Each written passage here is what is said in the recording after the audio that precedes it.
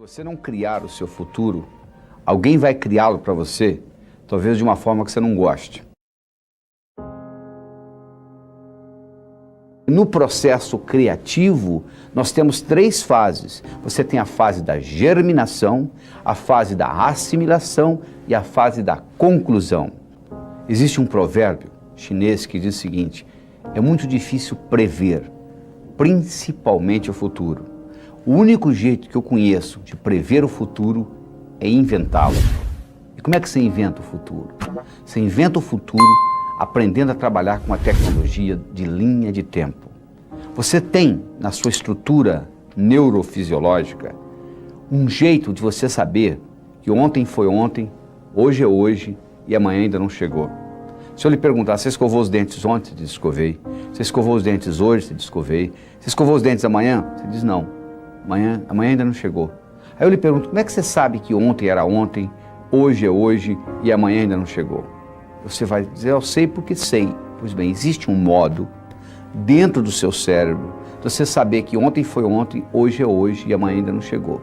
No momento que você aprende como que o seu cérebro codifica tempo, você pode fazer o passado virar futuro e o futuro virar passado. E com isso você pode criar memórias do futuro do mesmo modo que você tem memórias do passado. E quando você cria memórias, fica mais fácil de se manifestar. Então nós somos animais linguísticos, eu já falei isso em vídeos anteriores. Através da linguagem nós somos capazes de transcender. Transcender significa começar de novo. Não interessa a sua infância, não interessa o que aconteceu com você, você pode transcender, começar de novo. Para você começar de novo, você precisa trabalhar num tripé. O primeiro é escolha, o segundo é mobilidade e terceiro é mudança. Primeiro você tem que saber escolher. Você diz, não, eu sei escolher. Provavelmente você não sabe. Sabe por quê? Você escolhe aquilo que é possível. Você não escolhe aquilo que você realmente quer. Você imagina uma criança, escolhe um presente de aniversário e pede para o pai e para a mãe, chega no dia do aniversário, ela ganha outro. Essa criança decide o seguinte, eu nunca mais vou escolher o que eu quero. Eu vou escolher aquilo que eu acho que é possível, porque eu não vou ficar frustrado. É a mesma coisa com você. Você já escolheu o impossível? Isso é que nós queremos discutir aqui, é a escolha do impossível. Nós estamos discutindo você fazer escolhas. Existem escolhas que são fundamentais. Por exemplo, eu escolho ser a força criadora na minha vida. Isso é uma escolha fundamental. Porque as pessoas, de um modo geral, tudo que acontece de bom com elas dizem, é meu crédito. Acontece de ruim, não tem nada a ver com isso. Não tem também. Porque se você tem o crédito pelas coisas boas, você também tem que ter o crédito pelas coisas ruins. Você, quando faz uma escolha, que nós chamamos de escolha primária, você faz também uma série de escolhas secundárias. Se eu escolher tonificar os meus músculos como escolha primária, eu estou simultaneamente escolhendo levantar mais cedo, ir para a sala de musculação, fazer ginástica, tomar banho, etc. Então, no momento que você faz uma escolha, você nunca faz uma escolha só, você faz uma série de escolhas. E se as escolhas, você tem direito de fazer a escolha, agora você não tem direito de escolher as consequências. Porque às vezes você faz a escolha e a consequência vem do modo que você não gosta. O seu livre-arbítrio está em fazer a escolha e não escolher as consequências. Muitas vezes você faz uma escolha que você acha que é certa e no fim você vai ter consequências drásticas. Mas feita a escolha é a primeira coisa. Depois de feita a escolha, você tem que gerar alguma coisa, ou seja, uma mobilidade. Você tem que ter uma ação, porque tem que acontecer alguma coisa entre a sua escolha e se manifestar. Esta manifestação, então, gera mudança. Você diz, mas e se eu escolher uma coisa que eu escolho ser sadio? Bom, se você escolher ser sadio, não é da boca para fora só não. Essa escolha tem que estar impregnada no seu cérebro. Você muda a sua ecologia. Se eu for lá na floresta amazônica e cortar as árvores, eu não preciso convidar animais de floresta para se mudar de lá. Eles vão sair de lá, não é verdade? Eu não preciso convidar animais de deserto para mudar para lá. Eles vão mudar para lá espontaneamente. Por quê? Eu mudei a ecologia da floresta. Passou a ser deserto. Se um indivíduo diz eu escolho ser sadio fisicamente, mentalmente, emocionalmente, espiritualmente, há uma mudança na ecologia. Só que, claro, isso não ocorre da noite por dia, porque no processo criativo nós temos 3 fases. Você tem a fase da germinação, a fase da assimilação e a fase da conclusão. A fase da germinação, eu tenho uma ideia, eu tive uma ideia. Você já notou quando você tem uma ideia nova, tem muita energia?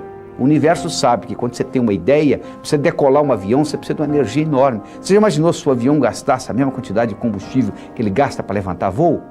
Cada 30 minutos tinha que parar para abastecer. Então, na germinação existe uma grande energia despendida. Aí entra num processo de assimilação, é um processo lento. Se você planta uma semente, não adianta você ir lá no dia seguinte ver se nasceu a plantinha, não nasceu ainda. Mas se você pegar aquela semente e levar a um microscópio, você vai ver que dentro da semente estão ocorrendo muitas reações bioquímicas que não está visível ao olho nu. Se você quer andar de bicicleta, você anda, monta a primeira vez, cai, monta a segunda, cai, monta a terceira, cai, monta a oitava, cai, monta a nona, anda. Você não pode pular da primeira para a nona. Mas quando você estava andando a sexta, a sétima, a oitava, a sensação que você tinha é que você não estava aprendendo, não é verdade? E de repente você andou. Isso chama-se assimilação. O organismo vai incorporando aquilo. E tem gente que germina uma ideia, quando entra na fase da assimilação, diz, eu tive a ideia errada, eu vou abrir outro negócio. Ele abre outro negócio, antes de começar a dar lucro, ele vai mudando para outro, para outro, para outro. E aí isso aí vai ficar acumulado no cérebro do sujeito, ele nunca conclui nada. Se você não conclui o que você germinou, você não libera energia para novas germinações. Então chega uma hora que seu cérebro satura, você começa a ter insônia, você perde o entusiasmo pela vida e etc. Então como é que eu resolvo isso? Muito simples. Você diz assim, quer ver? Eu vou tomar café da manhã. Eu estou tomando café da manhã. Eu terminei de tomar o café da manhã. Eu vou dirigir para o trabalho. Estou dirigindo para o trabalho. Cheguei do trabalho. Cheguei ao trabalho. Então você vai fazendo germinação, assimilação, conclusão. O seu cérebro treina nisso. Quando você diz assim, eu vou abrir uma empresa, o cérebro diz, poxa, ele falou que ia tomar o café da manhã, tomou. Ele falou que ia dirigir para o trabalho, ele dirigiu. Ele falou que vai abrir uma empresa, vai sim, vamos abrir. Parece uma coisa simples, parece uma brincadeira, mas tem um impacto enorme na sua vida. E à medida que você vai fazendo essas escolhas, talvez entre em conflito com outras escolhas que você tenha feito. E Pablo Picasso dizia o seguinte, não existe construção sem destruição. Você quer construir uma casa? Você tem que furar o buraco. Não é verdade? Você tem que estragar o solo. Você tem que derrubar a árvore para fazer para madeira. Você tem que quebrar a pedra para fazer a brita.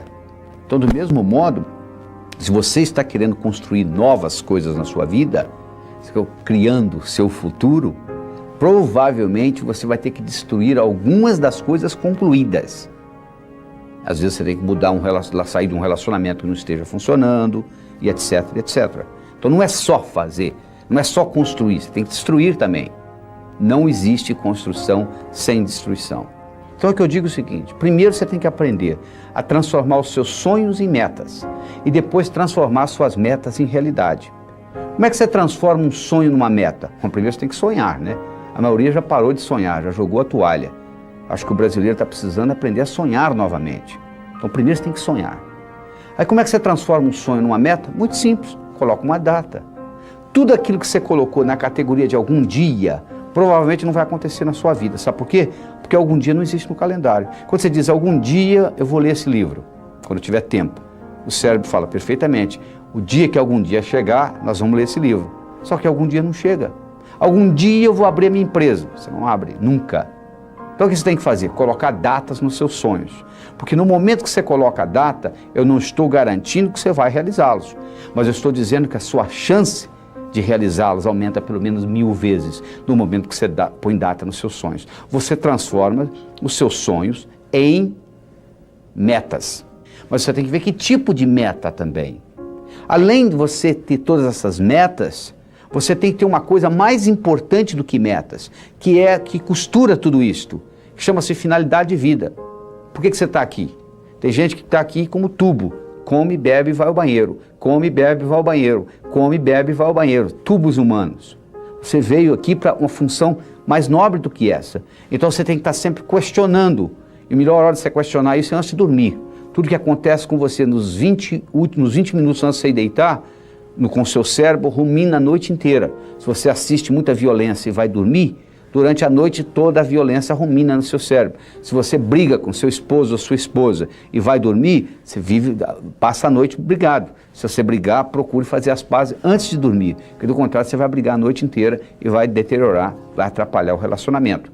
Então, se você fizer uma pergunta para você mesmo, durante 7 dias seguidos, qual é a minha finalidade de vida?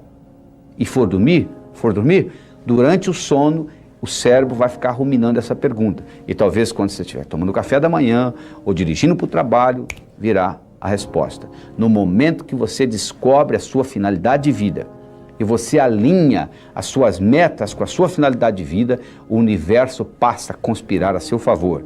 Você não tem mais problema financeiro, você aumenta a sua energia, a sua vitalidade. Segunda-feira fica o dia mais gostoso que você está começando suas atividades. Então procure descobrir qual é a sua finalidade de vida.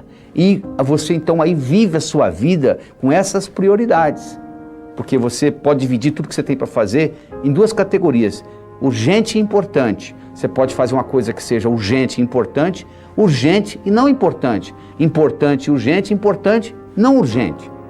O ideal é você estar trabalhando em coisas importantes e não urgentes, porque aí você pode trabalhar com calma, pensar que você está correndo uma maratona e não uma corrida de 100 metros. E obter o que você quer na vida.